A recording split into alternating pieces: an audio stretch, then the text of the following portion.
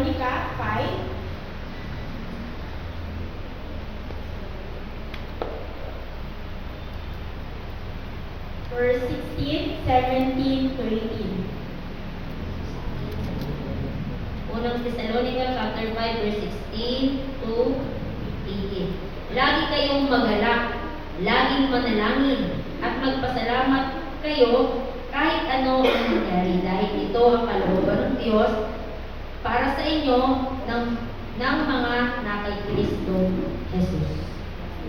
Pag-pray lang po. Ama, nakakapit mo, maraming salamat po sa iyong mga salita at ihahayag sa oras na ito. Tunay nga, Ama, salamat na ikaw ang Diyos na dakila na karapat-dapat papurihan sa aming kalagitnaan. Salamat po aking Ama sa patuloy na pagkilos mula sa banal na Espiritu sa bawat isa sa aming hogar. Salamat po Ama, pangunahan mo, lingkod mo, itago mo po ako sa iyong likuran at ang kabutihan mo, ang pag-ibig mo at ang kadakilaan mo ang mahayag sa aming kalagitnaan. Salamat po Ama sa iyong pang pinakamataas na papuri, pagsamba at pasalamat. In Jesus' name we pray. Amen.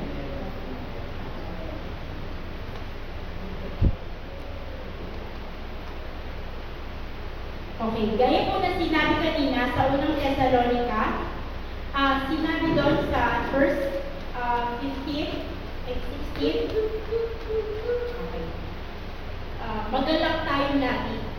Praise God. Kanina sobrang galak ng pag-worship. Yun yung gusto ni Lord na maranasan ng bawat isa. Kahit na tayo lang, hindi lang tayo yung narito. Yung presence ni Lord ang pinakamahalaga sa bawat isa na hindi nawawala. Diba? Gaya na sinabi, joy comes in the morning. Mula sa ating pagising, nagagalak na tayo sapagkat meron tayong Diyos na pinasasalamatan sa ating pagising. Diba? Kaya napakabuti ni Lord sa buhay ng bawat isa at tayo naririto sapagkat yung buong kalakasan na ibinibigay niya sa atin, kagalakan. Kaya tayo naririto kasi nagagalak ang bawat isa sa atin na si Lord yung pinupuntahan natin.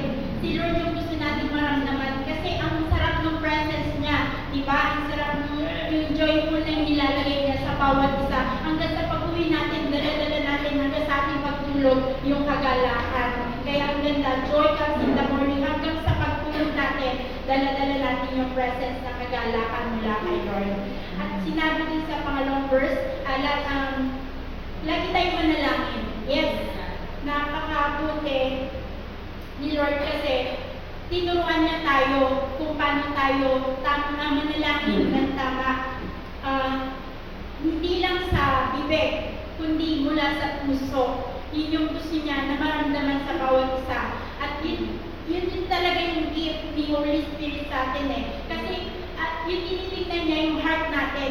Hindi yung mga kasalanan na nangyari o nagawa natin, kundi yung heart natin kung paano tayo umaharap sa Kanya kapag tayo nananalangin. Yes. At pagkatapos nun sa verse 18, sinabi doon na magpasalamat tayo. Yes. Lagi tayo magpasalamat sa kabutihan ng Diyos. Thank you kay Lord kasi binigyan niya tayo ng pusong yung mapagpasalamat. Kasi hindi natin hindi natin kaya magpasalamat sa isang tao kung lagi tayong galit, di ba? O sige, binigyan ka na galit ka pa. O sige, salamat, di ba? Ang pangit naman nun, yung pasasalamat na may kagalakan, yun yung gusto-gusto ni Lord na narinig. Yung kahit na wala tayo na anong bagay, Lord, salamat. Kasi para sa atin, everything sa mundo na meron dito, para sa atin, lahat yun ay biyaya ng Diyos. Amen. Ngayon po, tayo na, eto, Lord to God, yung sample niya bilang pasasalamat. Ang title ng ating is gratitude. Ang ibig sabihin ng gratitude is express for thankfulness. Parang na-express mo, hindi lang yung salamat kundi in-express mo, pinapakita mo yung pasasalamat mo. Ganon. Di ba yung worship natin kanina? Ganon. Yung in-express natin, Lord, thank you. Ganon. Expression. Hindi lang basta thank you, Lord. Kundi gusto ni Lord nakikita niya yung expression natin kung paano tayo magpasalamat. Buksan po natin sa salita ng Diyos sa Luke 17.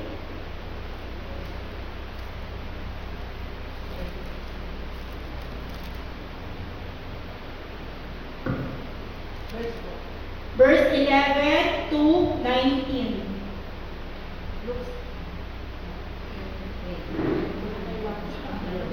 Apo. Medyo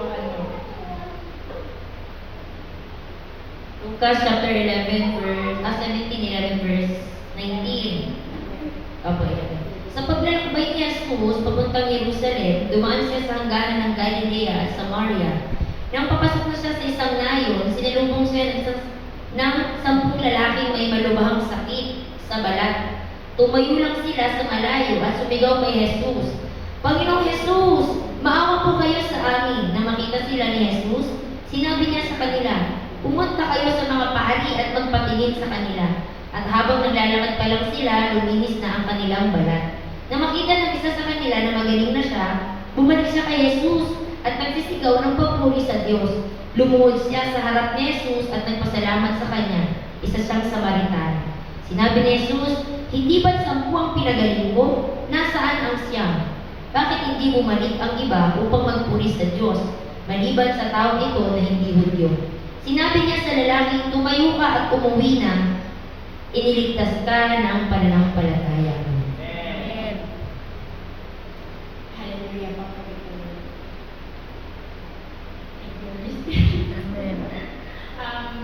Sobrang nakakatuwa. Alam mo, nung nabasa ko to, Lord, thank you Kasi ang hirap na may sakit, di ba?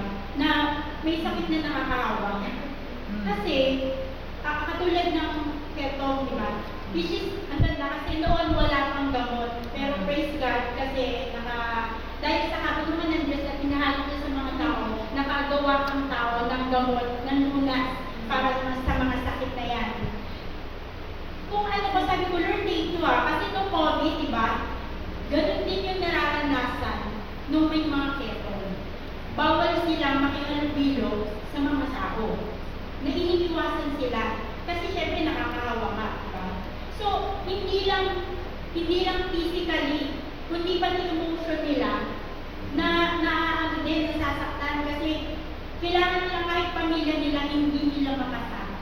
Hindi nila maramdaman, imbis na nandiyan yung pamilya nila para palakasin sila, pero hindi mag-isa silang lumalaban sa kung ano sakit na yon na meron ng hawak, na meron sila. Ganun din yung COVID, di ba? Maraming nagkasakit pero lumaban sila. At minsan, hindi maganda, pero maraming nakakilala sa Diyos. Mula nung nagkaroon ng ganung sakit. Di ba? Mas nagtiwala sila kay Lord. Same like dito sa may mga sakit ng keto. Then one time, yun nga, naglalakad si Jesus, nakita siya, di ba? Nakita siya ng 10 may keto. Tapos sinabi nila, di ba? Sumigaw talaga sila. Jesus, Panginoon, kahabagan mo kami, di ba? Parang ang galing ni Lord kasi wala siyang sinabi, di ba? Si Jesus, pagka meron siyang sinasabi niya dun sa tao, sige, gusto ko bumalik ka, gano'n siya. Pero ang sinabi niya dito, pumunta kayo sa pari. Ganun yung niya, pumunta kayo sa pari. Pero, ang doon is, ang nakakatuwa doon kasi sumunod sila nang walang tanong. Pero, para lang ma-test ng pare kung talaga magaling na sila, pero ginawa nila is sumunod sila. Tapos, diba, pagkasunod nila, hindi nila namamalayan na unti-unti gumagaling sila. May ginagawa ng Lord sa buhay ng bawat isa. Ang number 1 is open your eyes. Dito, sa ginawa ni Lord, marami tayong dapat ipagpasalamat sa araw-araw na ginagawa niya sa atin. Ako, sample ko sa mga anak ko. Kasi mas nakafocus sila sa mga bagay na wala. Pero hindi Anak, tingnan niyo kung anong bagay na meron tayo at lagi yung pagpapasalamat din sa Diyos. Yung meron tayong God sa buhay natin, napakalaking magpapalaman. Huwag kayong laging nakatingin sa paligid niyo na bakit sila meron ganun tayo wala. Hindi, sila walang Diyos pero tayo. Napaka-blessing natin. Kaya bakit nagiging ganun yung mindset ng mga tao? Dahil sa negative thinking, di ba? Lagi kang nakikita ng mga tao, yung mga balita pangit. Pero hindi nila nakita yung magaganda, yung positive na way ni Lord sa buhay ng bawat isa. Yes. Diba? Kaya yung mindset nila, parang lahat na lang pangit, lahat na lang negative, lahat na lang na nababalita hindi na maganda. Pero praise God, sa mga anak ng Lord, lahat positive. Amen. Lahat maganda. Yung mga pangako niya, lahat doon tayo umaasa, doon tayo humuhugot. Amen. Sample. Open your eyes, magpasalamat tayo sa Diyos. Noon, nagpapasalamat tayo sa Diyos kapag kumakain tayo sa isang fast food. Diba? Lord, thank you kasi bihira mong ginagawa yun. Bihira mong binibili yung gusto mo or kumakain ka sa labas or kung ano yun na ginagawa mo na bihira mong gawin sa labas. Diba? Lagi ka Lord, thank you sa blessing mo, lagi ganon. Pero, nung lagi ka nang kumakain sa labas, nakalimutan mo na magpasalamat. Kasi naging natural na sa'yo yung ginagawa mo diba? Sa pag hinahalingan ka ng sample yung magulang mo, araw-araw pag-iisip mo sa umaga meron ka ng almusal, na hindi mo nagawa nagpasalamat sa magulang mo. Diba? Hindi, kasi natural na yun natural na yun, lagi kang hahalingan Pero, dapat pala, kung paano tayo nagpapasalamat sa Diyos, ganun din tayo nagpapasalamat sa mga tao ginagamit ni Lord sa buhay ng bawat isa. Kaya yun, i-open natin yung eyes natin sa mga tao na nakapaligid sa atin na kahit hindi maganda yung ano ng iba may attitude. Pero hindi natin alam kung bakit siya gano'n, di ba? Meron siyang pinagdadaanan. Pero kaya nga tayo nandito bilang anak ng Diyos para gamitin tayo sa iba na nangangailangan. Thankful din sila kapag nakakamit din sila ng Word of God. Kasi isa yun sa mga blessing ni Lord na ibinahagi sa atin. Kaya ang pasasalamat, napakalaking tulong sa bawat isa. Yung ma-appreciate mo lang yung ginagawa ng bawat isa sobra na Noon, nagpapasalamat, nag-pray ka, diba? Lord, thank you binigyan mo ko ng mabait na asawa. Nung nagtagal na kayo, nakita mo na yung galing niya. Ano na sinasabi mo? Bakit yan? Ibabalik na kita sa nanay mo. Hindi ka na nag-thank you, diba? Parang parang yung anak mo, ng baby na pinamahal ko, alas puyat na puyat ka, titigan mo siya, buungan siya, alas hindi mo maiwan. Pero nung lumaki, nagigil ka na, nakakatakot na siya, di ba? Hindi na siya cute para sa'yo. Pero mali. Which is, ang gusto ni Lord, every day, lagi natin ipagpasalamat yung mga bagay na meron tayo. Open our eyes sa mga bagay na ipinagkaloob niya sa paligid natin. And thank God every day. Amen. Number 2, open our mouth. Open your mouth. Kung narinig mo kanina, di ba kanina, nung sabi mo may kepong, sorry, Jesus, mahabag ka, di ba? Mahabag ka. Sumigaw sila. Ganun din ang gusto ni Lord sa atin. Kapag meron tayong pinagdadaanan, mangusap din tayo sa Kanya. Kung pwede lang sigaw natin, hindi ko na kaya. Di ba? Dati ganun ako Ganun ako sa bintana namin. Stress ako, sa totoo hindi ako may makapag-usap sa labas. Pero ang kinakausap ko lang sa bintana namin, umiyak ko. Lord, hindi ko na kaya. Ganun pala hinintay ni Lord. Mag-speak tayo sa Kanya. Amen. At second, nung gumaling sila, anong sinabi nila? Ay, yung isa bumalik. Di ba sumigaw siya ng papuri? Ganun yung gusto ni Lord. Sumisigaw din tayo ng pasasalamat sa ginawa niya. Amen. Sa mga pinagdadaanan natin. Amen. Kaya mo bang magpuri sa kabila ng mga pinagdadaanan mo? Yes! Di ba? Kasi meron kang pangako ng Diyos. Ganun tayo kamahal ng Diyos. Ganun siya kabuti sa bawat isa na nananampalataya sa Kanya. Napakabuti ng Diyos. Kaya yun yung hinihintay ni Lord. Number 2, open your mouth. Kasi hinihintay lang ni Lord na mag-speak tayo tayo yung mga bagay na gusto natin. Kanina natutuwa ako kay Pastora Casey. Kasi sabi niya, nagkwento siya about sa trabaho niya. Mas sabi ko, thank you Lord. Kasi ikaw yung pinagmamalaki niya eh. Amen. Yung may gagawin ka sa buhay niya. Yun yung sabi ko, thank you Lord. Kasi ikaw talaga yung ginamit niya sa trabaho niya. Kaya talagang nandun yung pinaka-ano yung desire mo, alam ni Lord yun. Tapos yung binigyan siya ni Lord ng instruction, di ba? Ibig sabihin natin yung pagkilos ni Lord, yung favor niya, ginagawa yan niya tayo. Amen. Praise God. Yun yung tamang pakikipag-usap na lahat ng gagawin natin, i-surrender natin kay Lord. Amen. Ultimo pagsakay natin, pagbabiyahe, hanggang sa pag-uwi natin, pwede natin sabihin sa Kanya, lahat walang naililihin sa Diyos. And, ang bilis ba? Sige lang. Ito lang. And number 3, Yes. bend your knees. Yes. Amen.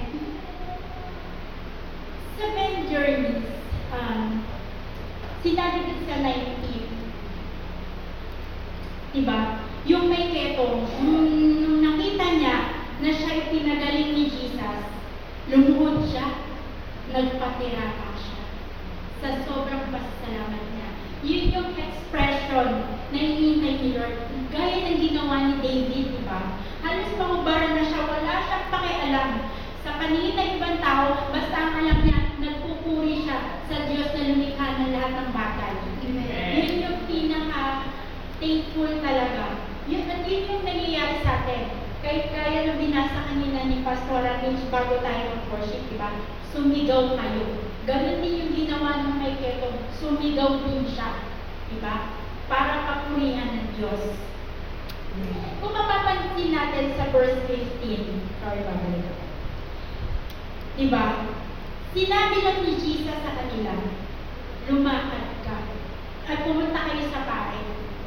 Pero bakit? Diba?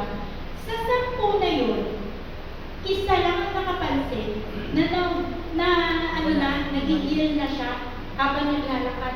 Hindi pa sila nakakarating sa pare, pero gumagaling na siya. Hindi pa sila nakakarating sa pupuntahan nila. Bakit? Nandun yung niya na sinabi ni Lord, kaya pangahawakan ko yung pangako na ito. Eto, sa bawat hakbang nila, papunta din sa priest, hindi nila namamayan, layan, na gumagaling sila. Sa bawat paghakbang natin, may ginagawa ang Diyos. Amen.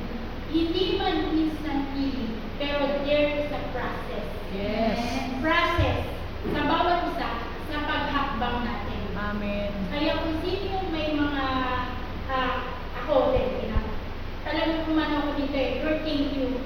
Kasi, sa paghakbang ko, sa totoo kinabahan talaga ako nung ikaw ang pero nung naano ko siya, sabi ko, sige Lord, hahakbang ako. Kasi nandun yung proseso na gagawin mo para sa buhay ko. Talagang pumulik ako, thank you Lord, sa miracle na ginawa mo sa kanila. At habang lumalakad ako, hindi ko namamalayan. Yes. There are, healing. Amen. Hindi lang talaga physical. Lahat. Una, di ba, ang hinihil ni Lord is inside. Amen. Pero, mamanifest, di ba? Kaya hindi ako magsasawa na i-glory si God sa buhay ko. Amen. Sa kabila ng ganito ko. Thank you kay Lord kasi, yes, ewan ko, basta ako ganun yung nararamdaman ko. Thankful ako kay God. Hindi ako naiiyak kung nagkaganto man ako, pero I'm proud na meron akong Diyos sa buhay ko na alam ko, hindi niya ako iniwan na ipababayaan. Amen. Thank you, Holy Spirit. Kaya ganun talaga ang dapat nating gawin. Nagtaka si Jesus, di ba? Nung bumalik siya, 10 kayo, bakit isa lang ang pasalamat? Nasaan yun siya? Maybe yung siya, nagpunta talaga sa pare, pero nung bumalik na sila, wala na, nag-uwian na sila kanya-kanya. Hindi na nakalimutan nila, ganun din tayo sa Lord. Minsan sumisigaw tayo, Lord, favor favor, provision, kung ano-ano. Pero pag nakuha na natin, nakakalimutan na natin bumalik para Amen. magpasalamat. Yes. At yung tinuturo sa atin ni Lord, binigyan niya tayo ng thankful heart. Kaya gano'n, yun bilang anak ng Diyos. Kahit naman hindi, meron talagang mga pusong mapagpasalamat, kahit sa maliit na bagay. Di ba? Yung hinihingi na lang natin sa araw-araw, napakalaking pasasalamat na yung libre ang hangin. Di ba? Kaya sobrang salamat doon. Nung bumalik siya kay Jesus, di ba tinanong siya, bakit ikaw lang bumalik? Di ba 10 kayo pinagaling ko? Pero, kung papansinin ninyo, mas lalo siyang blinyas ni Lord. Sa verse 19, nandun yung lahat ng favor sa kanya. Kung babasahin niyo yung nandun lahat. Kasama na lahat doon ng kagalingan. Emotional na mga naranasan niya sa mga past. Healing, ba? Emotional, physical healing, then spiritual blessing. Na nagkaroon siya ng faith kay Lord mula noon pa. Kaya ganun din tayo bilang anak ng Diyos. Huwag tayong magsawang manalangin. Kasi pag nananalangin tayo, kahit na meron tayong pinagdadaanan, papalitan din ni Lord ng peace. Yes. Papalitan din ng joy. Yes. At ang pinaka-dakila sa lahat, papalitan niya ng love. Kasi kung wala kang love, hindi mo kaya gawin ang lahat ng bagay. Hindi ng mga tao sa paligid mo. Yes. Kaya ang best doon, lagi tayong magpasalamat kay Lord. Kasi bakit? Na-appreciate natin yung mga bagay na ginagawa niya sa buhay natin. Amen. Kahit na may blessing man yan o wala. Pero, lagi tayong magpasalamat. Maaaring ngayon hindi mo nakamit. Pero hindi mo alam mas may magandang plano sa'yo si Lord. Diba? Kaya hindi ito yung right time. Pero darating ang time na ibubuhos niya yung pagpapala mula sa tahanan mo, sa pamilya mo. Ano man yung mga prayer ng bawat isa. Lahat yan. Alam mo, minsan ang galing ni Lord kasi sinasabi niya talaga, sige na, nakikinig ako. Kapag nananalangin kami sa prayer, sige anak, sabihin niyo lahat kung ipapalalaman ko. Nakikinig ako. So talagang nakikinig ang Diyos. Kaya huwag tayong tumigil, huwag tayong magsawa sa kahapanalangin. Hindi lang para sa atin, kundi para sa mga taong nakapaligid sa atin. Amen. Ganun din. Lagi tayong magpasalamat. Because God is doing something to us. A great, great happening na patuloy na kikilos ng Diyos sa buhay natin. Yes, ngayon ito lang nakikita mo. Pero darating ang araw nakakotse ka na. Darating ang araw, may swimming pool na kayo. Darating ang araw, nasa townhouse ka na.